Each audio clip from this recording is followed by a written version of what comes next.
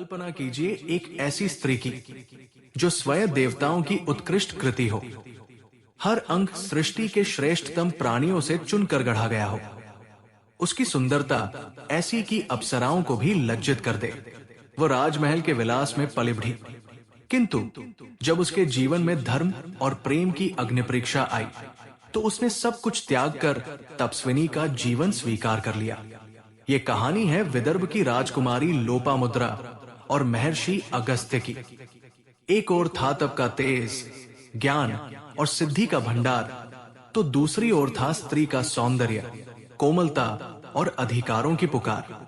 जब इन दोनों की राहें टकराईं, तो जन्मी एक ऐसी कथा जो प्रेम, त्याग और दृढ़ निश्चय की पराकाष्ठा बन गई। आखिर क्या हुआ जब एक तपस्विनी ने राजसी सुख सुविधाओं की मांग कर दी? कैसे एक महर्षि ने राक्षसों को पराजित कर अपने प्रण को पूरा किया? और कैसे उनके संयोग से जन्मा ऐसा पुत्र जो वेदों और उपनिषदों का ज्ञाता बना? ये कहानी है आत्मबल, समर्पण और प्रेम की सीमाओं को लांघने की। यह है लोपामुद्रा और अगस्त्य की अनसुनी गाथा, जो आपको पौराणिक कथाओं की गहराइयों में डुबो देगी। महर्षि अगस्त्य की पत्नी लोपामुद्रा जब ऋतु स्नान करके हल्का सा श्रृंगार करके महर्षि के सामने आई, तब महर्षि अगस्त्य की नजरें उन पर स्थिर हो गई। लोपामुद्रा अनिंद्य सुंदरी थी। उनके सौंदर्य के समक्ष अप्सराएं भी लज्जित होती थी। महर्षि अगस्त्य ने उनकी रचना भी बेजोड़ तरीके से की थी। प्रत्येक जानवर के श्रेष्ठ अंग लेकर उन्होंने एक स्त्री शरीर बनाया, और जब वो बन गया तब उसे विदर्भ के राजा को उनकी याचना पर लालन पालन हेतु दे दिया। लोपामुद्रा का लालन पालन विदर्भ के महलों में हुआ। एक सुंदर शरीर को जब महलों का विलास मिल जाता है, तब उसका सौंदर्य 100 गुना बढ़ जाता है। लोपामुद्रा का यौवन भी रात रानी की तरह महकने लगा था। जब महर्षि अगस्त्य को महसूस हुआ कि अब उन्हें संतानोत्पत्ति करनी है, तब उन्हें अपनी कृति लोपामुद्रा की याद आई। वे विदर्भ के राजा के पास गए और अपनी कृति का हाथ मांग लिया। राजा विदर्भ पुत्री के मोह में पड़कर उनका आग्रह टालना चाहते थे, मगर वे महर्षि अगस्त्य की शक्तियों से भली भांति परिचित थे, इसलिए टाल नहीं पाए। उन्होंने रानी से भी मंत्रणा की, पर कोई समाधान नहीं निकला। महर्षि के कोप से बचाने के लिए स्वयं लोपामुद्रा आगे आई और पिता से कह दिया कि वे उसका कन्यादान कर दे। उस समय वो राजकुमारी के राजसी वस्त्र और आभूषण पहने हुए थी। लोपामुद्रा को राजसी वैभव में देखकर महर्षि अगस्त्य ने कहा, मेरी कुटिया में तुम्हें एक तपस्विनी बनकर रहना होगा, और एक तपस्विनी के लिए रेशमी वस्त्रों और आभूषणों की क्या आवश्यकता है? लो, ये वल्कल वस्त्र धारण कर लो और ये गहने तथा आभूषण यही छोड़ दो। महर्षि की बात सुनकर लोपामुद्रा ने एक पल भी नहीं लगाया था उन विलासिता की सामग्री को त्यागने में, और वो जूट की बनी धोती में महर्षि के साथ चलने को उद्यत हो गई। महर्षि अगस्त्य की कुटिया में लोपामुद्रा एक तपस्विनी की तरह रहने लगी। दोनों पति पत्नी अभी भी ब्रह्मचर्य व्रत का पालन कर रहे थे। एक दिन जब लोपामुद्रा ऋतु स्नान करके महर्षि अगस्त्य के सम्मुख आई, तो महर्षि उसके आकर्षण से बच नहीं सके और उन्होंने अपने हाथ आगे बढ़ाकर लोपामुद्रा को पकड़ना चाहा। लोपामुद्रा सकुचाते लजाते मुस्कुराते हुए पीछे हट गई। क्या बात है लोपा, पीछे क्यों हट गई? हम दोनों गृहस्थ आश्रम में हैं, और गृहस्थ धर्म के अनुसार संति उत्पन्न करना हमारा कर्तव्य भी है। आओ, हम अपने दायित्व का निर्वाह करें। महर्षि अगस्त्य आगे बढ़ते हुए बोले, क्षमा करे स्वामी, मैं एक तपस्विनी के आभूषण और वस्त्र पहनकर समागम नहीं कर सकती हूँ।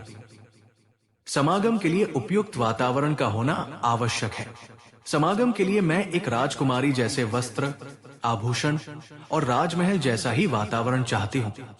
अर्थात राजकुमारी जैसे वस्त्र, आभूषण, पलंग, गद्दे आदि हो तो ही मैं सहवास में भाग लूंगी, अन्यथा नहीं। महर्षि अगस्त्य बड़े असमंजस में पड़ गए। उन्होंने लोपामुद्रा को समझाने का प्रयास किया, अब आप राजकुमारी नहीं बल्कि एक तपस्विनी हो और मैं एक साधु। आप अच्छी तरह से जानती हो कि मैं ये सब व्यवस्था नहीं कर सकता हूं। फिर मेरा तिरस्कार क्यों कर रही हो? महर्षि लोपामुद्रा से याचना करते हुए बोले, स्वामी, मैं आपका तिरस्कार स्वप्न में भी नहीं कर सकती हूं। ये नारी सुलभ हठ है स्वामी, और कुछ नहीं। आप तो सर्व सामर्थ्यवान हैं। आपके लिए ये चीजें बहुत तुच्छ हैं। आप जब इन वस्तुओं की व्यवस्था कर लेंगे, मैं आपका मनोरथ पूरा करने के लिए उपस्थित रहूंगी। मैंने आज ही ऋतु स्नान किया है। ये समय अभी 14 दिन और चलेगा। इन दिनों में ही आप समस्त व्यवस्था कर लीजिए, नहीं तो आपको अगले मास तक रुकना पड़ जाएगा। लोपामुद्रा ने एक अनोखी शर्त रख दी थी महर्षि के समक्ष। लोपामुद्रा की भावनाओं और उसके अधिकारों की रक्षा करते हुए महर्षि अगस्त्य उन वस्तुओं की व्यवस्था करने के लिए घर से निकल गए। वे सबसे पहले राजा श्रोतरवा के पास गए और उनसे धन की याचना की। राजा ने अपने समस्त लेखे महर्षि अगस्त्य के सामने खोल दिए और निवेदन किया कि यदि आप व्यय से अधिक राशि आय में पाएं तो आप वो आधिक्य अवश्य ले जाएं। महर्षि ने देखा कि कोई आधिक्य नहीं है, तब उन्होंने पूछा, फिर कौन सा राजा धनवान है? राजा भृगवश्व से अधिक धनी और कौन हो सकता है? महर्षि, दोनों जने राजा भृगवश्व के पास पहुंचे। वहां भी वैसी ही स्थिति थी।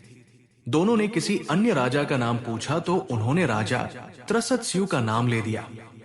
तीनों जने राजा त्रसत्स्यु के पास पहुंचे और वहां भी वही स्थिति पाई। तब राजा त्रसत्स्यु ने दैत्य इलवल का नाम ले दिया। चारों जने दैत्य इलवल के पास पहुंचे तो दैत्य इलवल उन्हें देखकर बहुत प्रसन्न हुआ।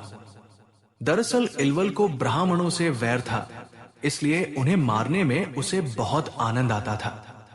वैर होने का कारण यह था कि वो पुत्र प्राप्ति की इच्छा लेकर एक तपस्वी ब्राह्मण के पास गया और उससे पुत्रेष्टि यज्ञ करवाने के लिए कहा, मगर उस ब्राह्मण ने मना कर दिया। बस इसी से वो ब्राह्मणों से चिढ़ गया और उन्हें मारने लग गया। उसने ब्राह्मणों को मारने का एक नया तरीका अपनाया। दैत्य इलवल का एक छोटा भाई था जिसका नाम वातापी था। वो बकरा और भेड़ा बन सकता था। जब भी कोई ब्राह्मण उनके यहाँ आता, वातापी बकरा या भेड़ा बन जाता था। इलवल उसे मार देता था और उसका मांस पकाकर ब्राह्मणों को खिला देता था। उसके पश्चात इलवल अपने भाई वातापी को आवाज लगाता और वातापी सारे पेट फाड़कर जिंदा होकर आ जाता था। पेट फटने से ब्राह्मण मर जाते थे। महर्षि अगस्त्य इलवल और वातापी को जानते थे। उन्होंने चारों राजाओं को मांस खाने के लिए मना कर दिया। वातापी बकरा बना हुआ था। इलवल ने उसे मारकर उसका मांस पकाया और महर्षि अगस्त्य को परोस दिया। महर्षि अगस्त्य अकेले सारा मांस खा गए और उन्होंने एक जोर की डकार ली। इलवल ने वातापी को आवाज लगाई तो महर्षि अगस्त्य की गुदा से बहुत सारी अपान वायु बहुत तेज आवाज के साथ निकल गई। महर्षि अगस्त्य ने वातापी को पचा लिया था। अब इलवल महर्षि के पैरों में गिरकर क्षमा मांगने लगा। तब महर्षि ने उससे धन मांगा और इलवल ने महर्षि को बहुत सारा धन दे दिया। उस धन से महर्षि अगस्त्य ने लोपामुद्रा के लिए वस्त्र, आभूषण, श्रृंगार का सामान और अन्य वस्तुएं क्रय की। उन्हें देखकर लोपामुद्रा अत्यंत प्रसन्न हुई। जब लोपामुद्रा रेशमी वस्त्रों और गहनों से सजी हुई राजकुमारी की तरह महर्षि के समक्ष आई तो उनकी चाल में अद्भुत गरिमा और मुस्कान में अपार संतोष झलक रहा था। महर्षि, जिन्होंने कठिन तप और संघर्ष से उसकी इच्छाओं को पूरा किया था, लोपामुद्रा की ओर देखते ही कह उठे, लोपा, आज मैं समझ गया कि गृहस्थ आश्रम का तप भी उतना ही महान है जितना कि वन का। तुम्हारा हठ नारी शक्ति का प्रतीक है और तुमने मुझे सिखाया कि समर्पण तभी पूर्ण होता है जब उसमें प्रेम और आदर दोनों हो। लोपामुद्रा ने झुककर कहा, स्वामी, मैंने ये हठ इसलिए किया कि आप समझ सके कि तपस्विनी भी राजकुमारी हो सकती है और उसका हृदय भी राजसी सम्मान चाहता है। आज मैं आपके साथ अपने प्रेम को पूर्णता देने को तैयार हूं। उन दोनों ने समागम किया और 7 वर्षों के लंबे समय तक लोपामुद्रा ने अपने गर्भ में वह दिव्य बालक धारण किया। दृढ़स्यु, जिसने संसार में आते ही अपनी दिव्यता और ज्ञान से सभी को चकित कर दिया। सप्तर्षियों की सभा में जब दृढ़स्यु ने पहली बार वेदों का पाठ किया तो सभी ने महर्षि अगस्त्य और लोपामुद्रा के प्रेम और तप की सराहना की। ये घटना इस बात का प्रतीक बन गई कि जब नारी का सम्मान और उसकी इच्छाओं का आदर किया जाता है तो सृष्टि में दिव्यता प्रकट होती है। इस प्रकार ये कथा नारी शक्ति और आदर के महत्व का अद्भुत संदेश देकर समाप्त होती है।